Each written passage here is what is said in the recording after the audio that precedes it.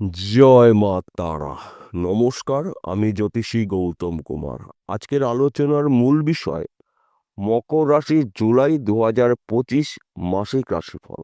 অর্থাৎ আপনি যদি মকর রাশি জাতক বা জাতিকা হয়ে থাকেন, জুলাই মাসে আপনার ভাগ্যে অথবা আপনার জীবনে কি হতে চলেছে, ভালো না মন্দ, আসুন আমরা বিস্তারিতভাবে জেনে নিই। তবে ভিডিওটি না কেটে না স্কিপ করে সম্পূর্ণ দেখার চেষ্টা করবেন, কেননা এই ভিডিওর মধ্যে আমি আপনাদের এমন কিছু গুরুত্বপূর্ণ বিষয় জানাবো, যদি এই গুরুত্বপূর্ণ বিষয়গুলো আপনার জানা থাকে তাহলে জুলাই মাসে উন্নতির শীর্ষে আপনি পৌঁছাতে পারেন।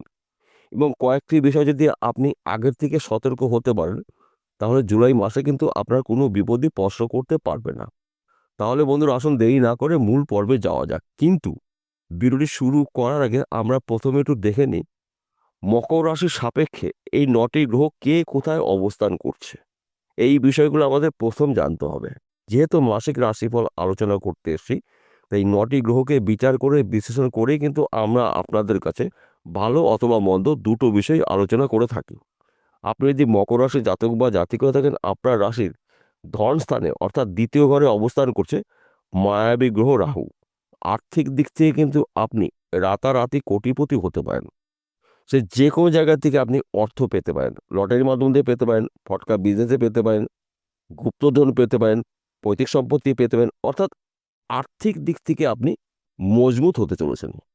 তাছাড়া রাহু কিন্তু মূল ত্রিকোণে রয়েছে, আনন্দ ক্ষেত্রে রয়েছে কুম্ভ রাশিতে। কুম্ভ রাশি শনিদেবের ঘর, শনির সঙ্গে রাহুর সঙ্গে কিন্তু সুসম্পর্ক রয়েছে।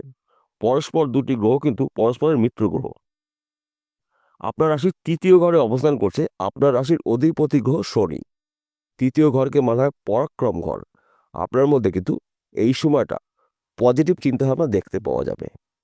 কর্মক্ষেত্র কিন্তু আপনি ঝড়ের গতিতে উন্নতি করতে পারেন। যে কোনো কাজ হতে পারে। কর্মক্ষেত্র কিন্তু আপনার সুনাম প্রাপ্তি রয়েছে। আপনি যদি চাকরি করছেন, চাকরি ক্ষেত্রে পদে উন্নতি রয়েছে, নতুন চাকরি পেতে পারেন। ব্যবসার ক্ষেত্রে আপনার কিন্তু পরিবর্তন হতে পারে, ব্যবসার পরিবর্তন হতে পারে, স্থান পরিবর্তন হতে পারে, এবং ওই ব্যবসা চলাকালীন আপনি অধিক লাভজনক ব্যবসা শুরু করতে পারেন। আপনার রাশি পঞ্চম ঘরে অবস্থান করছে শুক্র।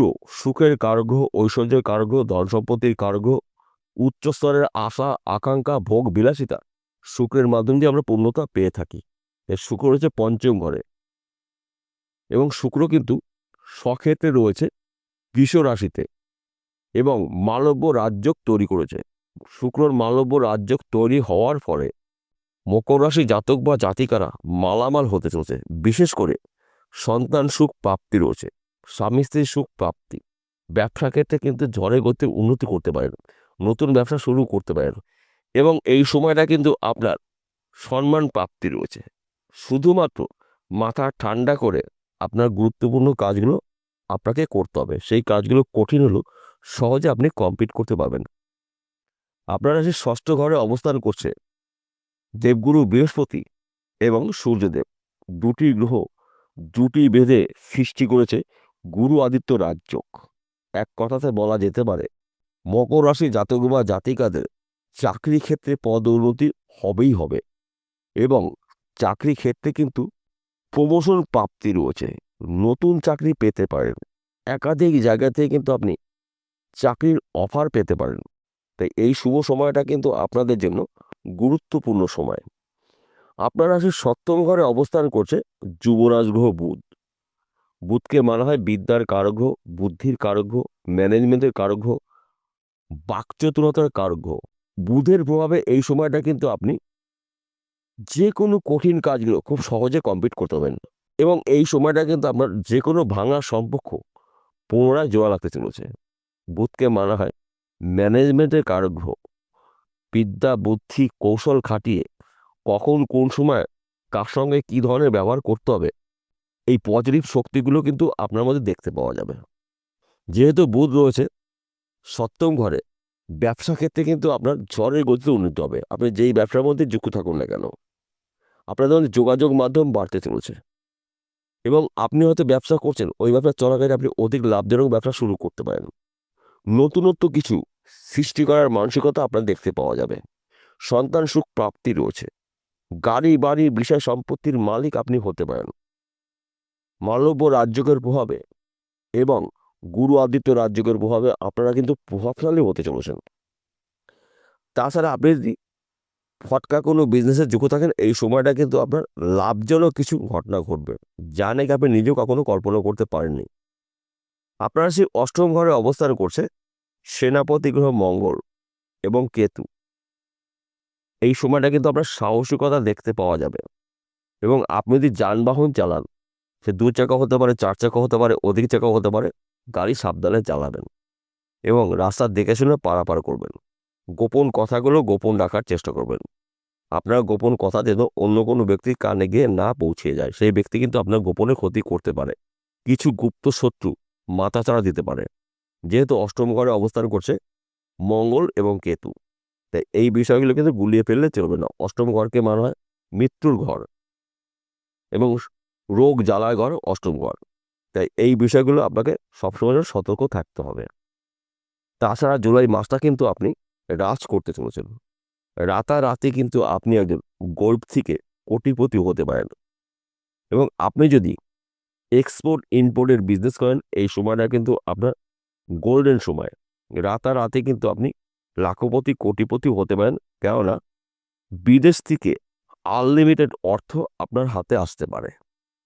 হয়তো আপনি বিদেশে রয়েছেন, এই সময় কিন্তু আপনি টার্গেট পূর্ণ করে দেশে ফিরতে চলেছেন, কিংবা আপনার পরিবারের কোনো সদস্য বিদেশে রয়েছে, এই সময়টা কিন্তু আপনি প্রচুর অর্থ আপনার হাতে আসতে পারে।